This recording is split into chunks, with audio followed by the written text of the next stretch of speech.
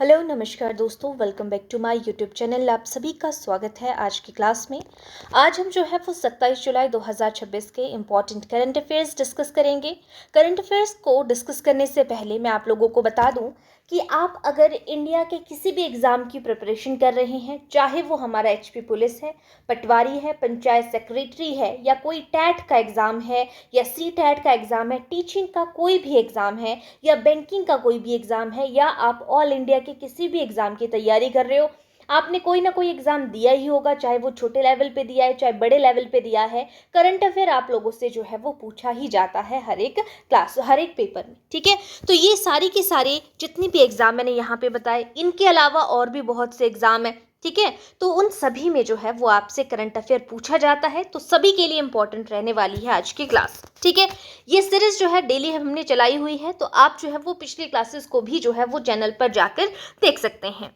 उसके अलावा दोस्तों, मैं आपको हर क्लास में जो है एक क्लास का जो है वो प्लेलिस्ट आपको शो करती हूँ, बताती हूँ। तो आपने क्या करना है कि अगर आप हिमाचल प्रदेश में HPRC जो है वो पेपर कंडक्ट करा रहा है, ठीक है, तो अगर हिमाचल प्रदेश राज्य चयन आयोग का जो कि पटवारी का सिलेबस दिया हुआ है, या पंचायत सेक्रेटरी का सिलेबस दिया हुआ है साइंस सब्जेक्ट का, तो अगर आप उसकी प्रिपरेशन करना चाहते हो तो आप जो है वो प्लेलिस्ट पे जा सकते हो और वहाँ से अपनी तैयारी को बेहतर से बेहतरीन बना सकते हो। ठीक है, उसके अलावा अगर आप मॉडर्न हिस्ट्री की प्रिपरेशन करना चाहते हो तो वो भी आपको जो है वो वहाँ पे प्लेलिस्ट मिल जाएगी, साइंस की भी और मॉडर्न हिस्ट्री की भी। और करंट अफेयर तो हम डिस्कस कर ही रहे हैं, साथ में स्टैटिक के। तो ये सारी चीज़ें आपको मेरे चैनल के प्लेलिस्ट सेक्शन पे जाके मिलेंगी। इन पर जो HPRC पटवारी और पंचायत सेक्रेटरी की मैं बात कर रही हूँ, इनके अलावा भी आपके पास जो है सभी एग्ज़ाम के लिए ये क्लासेस इंपॉर्टेंट है। ऐसा नहीं है कि सिर्फ ये दो, लेकिन एक पूरा फॉर्मेट में जो सिलेबस दिया होता है वो यहाँ पे दिया हुआ है। तो उस अकॉर्डिंग मैंने वहाँ पे आपको सारे के सारे चैप्टर्स जो हैं, जितनी चीज़ें उनके रिगार्डिंग बन सकती हैं एग्ज़ाम पे, वो सारी चीज़ें वहाँ पे बताई हुई हैं। आप उनको वहाँ से कवर कर सकते हैं। ठीक है, अब हम चलेंगे अपने पहले क्वेश्चन की तरफ। ठीक है, करंट अफेयर के क्वेश्चन की तरफ। इंपॉर्टेंट क्वेश्चन बताया गया है क्वेश्चन में कि यहाँ पर जो बुसान दक्षिण कोरिया की बात हो रही है, बुसान दक्षिण कोरिया में आयोजित हुआ यूनेस्को विश्व धरोहर समिति का 78वां सत्र। ठीक है, आपसे पहला क्वेश्चन तो अभी आगे हमने पढ़ा भी नहीं है। अभी आपसे सिंपल अगर पूछा जाए कि यूनेस्को वर्ल्ड हेरिटेज साइट का जो 48 नंबर का सत्र हुआ वो कहाँ पे आयोजित हुआ, तो वो हुआ आपका साउथ कोरिया में, दक्षिण कोरिया में। ठीक है, किस प्राचीन भारतीय बौद्ध स्थल को देश के 45वें स्थल के रूप में यूनेस्को वर्ल्ड हेरिटेज साइट में शामिल किया गया? ये यहाँ पे बोला गया कि यूनेस्को की वर्ल्ड हेरिटेज साइट में। दूसरा क्वेश्चन बन गया कि 45th नंबर का जो स्थल है, 45th नंबर का जो प्लेस है वो कौन सा है? सांची है, सारनाथ है, बोध गया है, नालंदा है? करेक्ट आंसर हो जाएगा हमारा सारनाथ, ऑप्शन नंबर बी। अब ये सारनाथ के रिगार्डिंग आपको पता होना चाहिए, यानी कि यहाँ से हमारे पास महात्मा बुद्ध वाली चीज कि महात्मा बुद्ध ने अपना पहला उपदेश कहाँ पे दिया था? सारनाथ में दिया था। ठीक है, तो ये आपको अब जो है वो यहाँ पे बौद्ध धर्म के बारे में भी पता होना चाहिए। तो यहाँ पे इन चीज़ों के रिगार्डिंग आपको जो है एक क्लास में मैं सारी चीज़ें वहाँ पे प्रोवाइड कराऊंगी, सारे इंपॉर्टेंट फैक्ट्स को। ठीक है, अब देखिए, इतनी चीजें क्लियर हो गई हमारे पास। यहाँ पे बुसान दक्षिण कोरिया में आयोजित हुआ आपका वर्ल्ड हेरिटेज साइट का जो 48 नंबर का स्थल कौन सा है, जो जगह खोजी गई, जो यहाँ पे स्थल खोजा गया भारतीय बौद्ध स्थल का, वो है आपका 45th नंबर का स्थल है, जिसको शामिल किया गया। खोजा नहीं गया, पहले से था, लेकिन 45th नंबर का 45वें नंबर में जो है वो वर्ल्ड हेरिटेज साइट में शामिल किया गया सारनाथ को। और ये सत्र कौन सा है? ये है 48वां सत्र, और कहाँ पे आयोजित हुआ? साउथ कोरिया में आयोजित हुआ। इतनी चीज आपने याद रखनी है। ठीक है, अब चलिए सेकंड क्वेश्चन की तरफ बात करेंगे। और ये क्वेश्चन हम जो है वो पहले भी आपके यहाँ पे देखिए 2 क्वेश्चन बन रहे हैं, ध्यान रखेंगे। पैरा यहाँ पे पावर लिफ्टर की बात हो रही है। ठीक है, para power lifter won the first medal of India at the 2026 Commonwealth game held in Glasgow. पहला क्वेश्चन है इंपॉर्टेंट क्वेश्चन कि कॉमनवेल्थ गेम 2026 जो है वो कहाँ पे आयोजित किए गए? ठीक है, तो ये आयोजित हुए आपके ग्लासगो में। ठीक है, तो यहाँ पे क्वेश्चन में यही पूछा है कि ग्लासगो में जो आपके जो कॉमनवेल्थ गेम, जिन्हें राष्ट्रमंडल खेल कहा जाता है, 2026 में भारत के लिए पहला पदक किस पैरा पावर लिफ्टर ने जीता? पहला पदक जीता है, फर्स्ट मेडल जीता है। ठीक है, तो वो किसने जीता है? पैरा पावर लिफ्टर में अभी तक पहला मेडल आया है, तो वो किसने जीता है? झंडू कुमार ने, मनीष नरवाल ने, सुधीर कुमार ने, सचिन सर्जेराव खिलाड़ी ने। तो करेक्ट आंसर हो जाएगा यहाँ पे हमारे पास option number A correct answer होगा।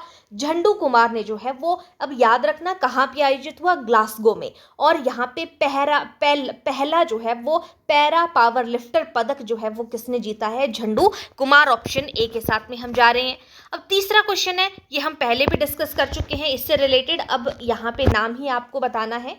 स्क्वैश चैंपियनशिप में हमने जो है वो पिछले करंट अफेयर में भी डिस्कस किया था, कहाँ पे आयोजित हुआ था ये भी मैंने आप लोगों को बताया था, ठीक है। तो ये जो हमारे पास यहाँ पे बात हुई है कि आयोजित हुआ था आपका फाइनल मुकाबला जो है स्क्वैश, जूनियर स्क्वैश चैंपियनशिप कहाँ आयोजित हुआ, पहली बात तो ये याद रखना, जूनियर स्क्वैश चैंपियनशिप जो है वो ओंटारियो में आयोजित हुआ था।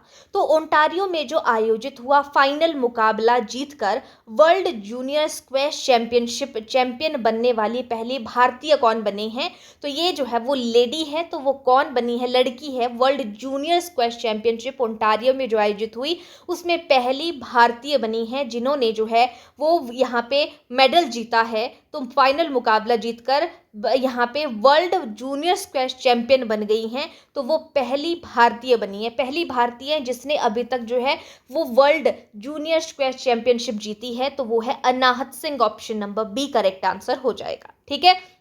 अगेन मैं बता दूं, ओंटारियो में आयोजित फाइनल मुकाबला है, वर्ल्ड जूनियर स्क्वैश चैंपियन बनने वाली जो है वो पहली भारतीय की हम बात कर रहे थे यहाँ पे। अब आ जाते हैं क्वेश्चन नंबर 4। जुलाई 2026 में जो संयुक्त राष्ट्र मानवाधिकार उच्चायुक्त है, यानी कि UN high commissioner for human right के रूप में किसके कार्यकाल को 4 वर्ष के लिए और बढ़ाया गया। यानी कि जो संयुक्त राष्ट्र मानवाधिकार का उच्चायुक्त है, यानी कि हाई कमिश्नर है, के रूप में इसके रूप में जो किसके कार्यकाल को बढ़ाया गया, high commissioner, UN high commissioner for human right के, एंटोनियो गुटेरेस के, या बोल्कर तुर्क के, या फिलिपो ग्रांडी के, या टेड्रोस एडनाम के। तो करेक्ट आंसर होगा बोल्कर तुर्क। बोल्कर तुर्क आप ऐसे बोलेंगे कि इन्होंने बोला और इनका जो है वो 4 साल बढ़ा दिया, बोल्कर तुर्क, ठीक है।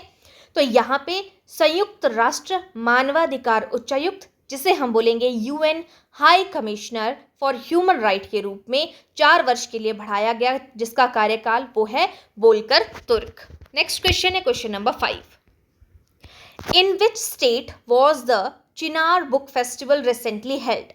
चिनार पुस्तक महोत्सव जो है वो किस राज्य या केंद्र शासित प्रदेश में आयोजित हुआ। चिनार पुस्तक महोत्सव है, चिनार बुक फेस्टिवल, हिमाचल प्रदेश में, जम्मू कश्मीर में, उत्तराखंड में, या पंजाब में। तो जम्मू कश्मीर में जो है ये फेस्टिवल जो है वो आयोजित हुआ, चिनार बुक फेस्टिवल। चिनार पुस्तक महोत्सव केंद्र शासित या राज्य पूछा है तो जम्मू कश्मीर में है, ऑप्शन बी।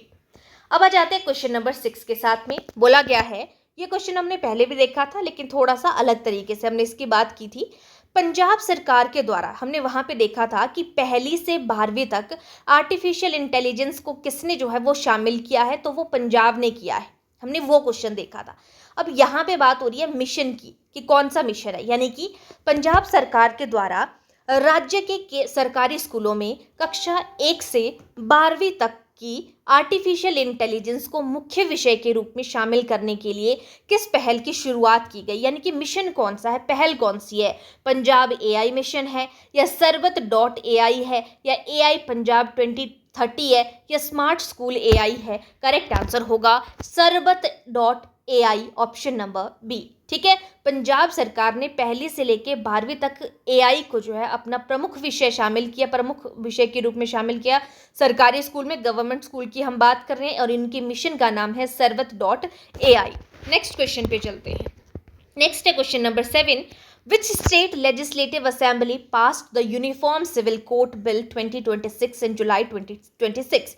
ये हमने पहले भी डिस्कस किया था कि जुलाई 2026 में किस राज्य की विधानसभा के द्वारा, लेजिस्लेटिव असेंबली की बात कर रहे हैं कि किसकी विधानसभा के द्वारा UCC यानी कि यूनिफॉर्म सिविल कोड समान नागरिक संहिता विधेयक 2026 जो है वो पारित किया गया। गुजरात, मध्य प्रदेश, राजस्थान या महाराष्ट्र। तो ये आपका मध्य प्रदेश करेक्ट आंसर होगा। UCC जो विधेयक है पारित हुआ आपका मध्य प्रदेश में, option number B correct answer हो जाएगा। नेक्स्ट क्वेश्चन है, हाल ही में भारत की पहली कौन सी सौर ऊर्जा से चलने वाली मोबाइल जल शोधन वैन जो है वो लॉन्च की गई? तो सौर ऊर्जा से चलेगी, सोलर पावर से चलेगी, सोलर पावर्ड से चलने वाली मोबाइल जल शोधन, मोबाइल वाटर प्योरिफिकेशन वैन है ये। तो वो लॉन्च की गई किस भारत की जो है चलने वाली मोबाइल जल शोधन वैन लॉन्च की गई, तो कौन सी सौर ऊर्जा से चलेगी? जल शक्ति से चलेगी, जलयान है, सूर्य जल से चलेगी, स्वच्छ जल वैन है।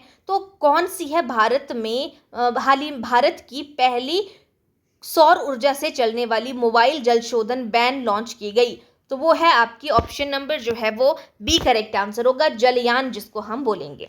ठीक है, जो वैन लॉन्च की उसका नाम हमने बोला जलयान है। नेक्स्ट क्वेश्चन है, जुलाई 2026 में भारत की आधिकारिक यात्रा पर आए हुसैन अली मिम्बिनी किस देश या क्षेत्र के राष्ट्रपति हैं? ठीक है, अब ये आधिकारिक यात्रा पे आए थे, ऑफिशियल विजिट पे आए थे। नाम है आपके पास अली मिम्बिनी। तो अली मिविनी जो है ये किस राज्य के? हुसैन अली मिविनी इनका पूरा नाम है, मिविनी। तो हुसैन अली मिविनी जो है वो किस क्षेत्र के, किस देश के हैं? तो ये है जांजीबार के, ऑप्शन नंबर बी, जांजीबार के राष्ट्रपति हैं हुसैन अली मिम्बिनी। ठीक है, Zanzibar, option number B correct answer हो जाएगा। नेक्स्ट है, जुलाई 2026 में नीति आयोग के मुख्य आधिकारिक सीईओ के रूप में किसे नियुक्त किया गया? ये भी हमने क्वेश्चन जो है वो पहले डिस्कस किया था, करंट पे बना हुआ है, इसीलिए इंपॉर्टेंट हो जाता है कि नीति आयोग के सीईओ जो है वो किसे नियुक्त किया गया है। ठीक है, अमिताभ कांत, अनुराग जैन, राजीव गौवा या सुमन बेरी? तो करेक्ट आंसर हो जाएगा हमारे पास यहाँ पे Anurag Jain, option number B correct answer हो जाएगा। ठीक है, तो नीति आयोग के सीईओ के रूप में जो है वो अनुराग जैन को जो है वो नियुक्त किया गया है, मुख्य कार्यकारी अधिकारी के बारे में, यानी कि चीफ एग्जीक्यूटिव ऑफिसर के बारे में हम बात कर रहे हैं, वो अनुराग जैन हो जाएंगे। नेक्स्ट क्वेश्चन है, हाल ही में खुदाई के लिए चर्चा में रहा प्रसिद्ध पुरातात्विक स्थल किलाड़ी जो है एक आर्कियोलॉजिकल साइट है, तो किलाड़ी किस नदी की घाटी में स्थित है? कावेरी, वैगई, कृष्णा, गोदावरी? तो ये जो है आपका option number B correct answer होगा, वैगई, ऑप्शन नंबर बी। ठीक है, खुदाई के लिए चर्चा में रहा ये किलाड़ी स्थल जो है वो वैगई नदी की घाटी में स्थित है। नेक्स्ट क्वेश्चन है, who has been appointed as the secretary of the Department of School Education and Literacy? ये भी हमने पहले क्वेश्चन जो है वो डिस्कस किया था कुछ टाइम पहले कि स्कूली शिक्षा और साक्षरता विभाग के सचिव के रूप में किसे नियुक्त किया गया? स्कूली शिक्षा की बात हो रही है, तो टी.के. अनिल कुमार को, संजय कुमार को या हिमांशु गुप्ता को या अनिल कुमार झा को? तो TK. Anil Kumar correct answer हो जाएगा। यही हमने देखा था कि department of school education and literacy के सचिव के रूप में नियुक्त किया गया था टी.के. अनिल कुमार को। नेक्स्ट क्वेश्चन है, हाल ही में किस भारतीय भारोत्तोलक ने राष्ट्रमंडल खेल 2026 में भारत का पहला स्वर्ण पदक जीता है? कॉमनवेल्थ गेम में बात हो रही है कि कौन सा इंडियन वेट लिफ्टर है जिसने गोल्ड मेडल जो है, फर्स्ट गोल्ड मेडल जो है वो जीता है? ठीक है, तो किस भारोत्तोलक ने राष्ट्रमंडल खेल में भारत का पहला स्वर्ण पदक जीता है? तो सबसे पहला स्वर्ण पदक मीराबाई चानू या फिर साईखोम चानू ने या विंध्या रानी देवी ने या कर्णम मलेश्वरी ने? तो करेक्ट आंसर हो जाएगा यहाँ पे मीराबाई चानू, ऑप्शन नंबर ए। भारोत्तोलक में वेट लिफ्टर है मीराबाई चानू, याद रखिएगा, इन्होंने कॉमनवेल्थ गेम में भारत का पहला स्वर्ण पदक जो है वो जीता है। नेक्स्ट क्वेश्चन है, क्वेश्चन नंबर 14, हाल ही में सार्वजनिक क्षेत्र की कंपनी है हमारे पास, यहाँ पे सार्वजनिक क्षेत्र की कंपनी यानी कि पब्लिक सेक्टर की बात कर रहे हैं हम, ओएनजीसी। ओएनजीसी की फुल फॉर्म भी आपको पता होनी चाहिए, oil and Natural Gas corporation, ये आप यहाँ पे देख पा रहे हो। ठीक है, oil and Natural Gas Corporation drill की बात हो रही है, ने किस नदी के अपतटीय बेसिन में अपना पहला डीप वाटर अप्रेजल वेल जो है वो खोदा है? डीप वाटर अप्रेजल वेल खोदा है, तो वो कहाँ पे खोदा है? अपतटीय, किस नदी के अपतटीय बेसिन में? Recently in which rivers offshore basin did the public sector company Oil and Natural Gas Corporation drill its first deep water appraisal well, यानी कि पहला डीप वाटर अप्रेजल वेल जो है वो कहाँ पे खोदा गया है, किस नदी के किनारे खोदा गया है? तो गोदावरी, कृष्णा, महानदी, नर्मदा, ये आपके पास ऑप्शन है, तो महानदी करेक्ट आंसर हो जाएगा। ठीक है, option number C correct answer हो जाएगा। ठीक है, इसी के ऊपर आपका सबसे बड़ा डैम जो है वो हीराकुंड डैम भी है महानदी के ऊपर। नेक्स्ट क्वेश्चन पे आ जाते हैं। जुलाई 2026 में संयुक्त राज्य अमेरिका ने शांतिपूर्ण नागरिक परमाणु सहयोग के लिए किस मध्य पूर्वी देश के साथ ऐतिहासिक 123 समझौते पर हस्ताक्षर किए हैं?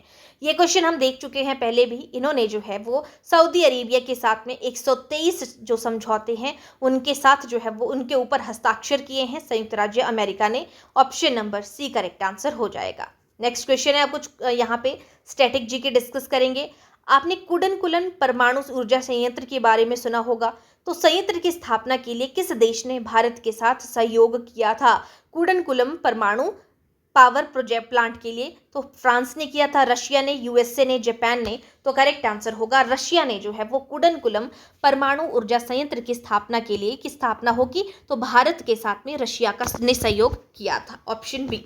नेक्स्ट है, मुल्ला पेरियार बांध जो है वो किस राज्य में स्थित है? तो मुल्ला पेरियार जो है वो केरला में स्थित है। पेरियार नदी जो है वो यहाँ पे है।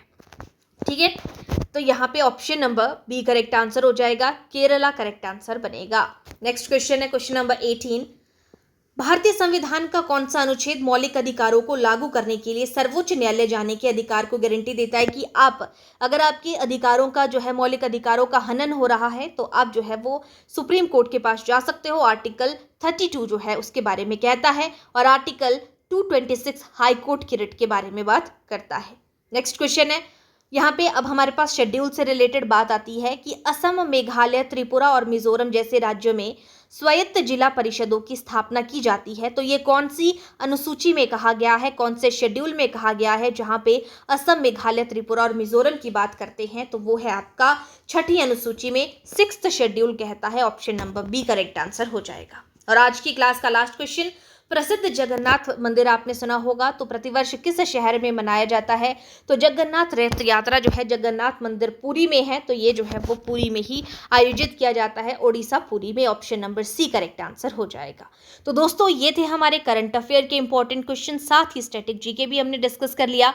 कोई भी डाउट है कमेंट सेक्शन पे आप मुझसे पूछ सकते हैं। और जैसे मैंने आपको कहा कि अगर आप हिमाचल प्रदेश राज्य चयन आयोग के द्वारा जो आयोजित है आपका पटवारी का एग्ज़ाम होने वाला है, टीचिंग के एग्ज़ाम भी अभी आने वाले हैं कुछ ही टाइम में, ठीक है, और उसके अलावा पंचायत सेक्रेटरी का एग्ज़ाम है। अगर आप इन सभी एग्ज़ाम की प्रिपरेशन कर रहे हैं, साइंस की तैयारी करना चाहते हैं, तो प्लेलिस्ट सेक्शन पे जा सकते हैं, वहाँ से आप सारी चीज़ों को कवर कर सकते हैं। ठीक है, पूरी की पूरी साइंस जो दी हुई है, मॉडर्न हिस्ट्री जो वहाँ पे दी हुई है, वो वहाँ पे आपको प्लेलिस्ट पे देखने को मिल जाएंगी। सारी चीज़ें वहाँ पे आपको कवर की गई हैं। ठीक है, तो आज के लिए इतना ही करेंगे, बाकी हम मिलते हैं नेक्स्ट क्लास में।